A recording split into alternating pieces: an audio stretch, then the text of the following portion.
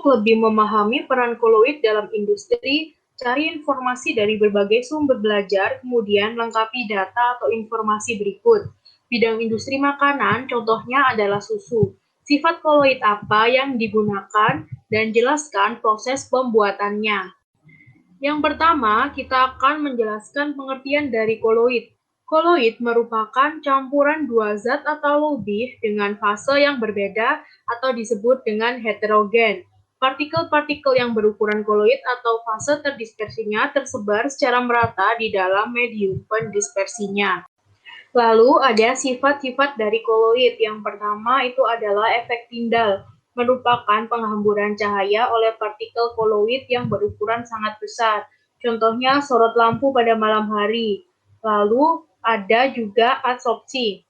Adsorpsi merupakan proses penyerapan ion atau molekul pada permukaan koloid karena partikel koloid bermuatan listrik. Contohnya pemutihan gula tebu. Lalu ada koagulasi, yaitu sebuah proses penggumpalan atau pengendapan partikel koloid dengan cara menambahkan bahan elektrolit yang memiliki perbedaan muatan sehingga membentuk partikel yang lebih besar. Lalu ada juga dinamakan dialisis, merupakan suatu pemurnian koloid dari elektrolit pengganggu dengan cara mengalirkan cairan koloid melalui membran semi-permeabel yang berfungsi sebagai penyaring. Contohnya, cuci darah pada penderita ginjal. Lalu ada elektrolisis, merupakan pergerakan koloid karena adanya pengaruh medan listrik. Lalu ada koloid pelindung, merupakan penambahan suatu sistem koloid ke dalam koloid lain agar lebih stabil dan dapat melindungi koloid lain dari proses koagulasi. Contohnya, gelatin dalam es krim dan kasein dalam susu. Lalu, susu memiliki sifat koloid, yaitu koagulasi. Susu akan menggumpal ketika didiamkan dalam waktu yang cukup lama. Koagulasi merupakan satu proses penggumpalan atau pengendapan partikel koloid.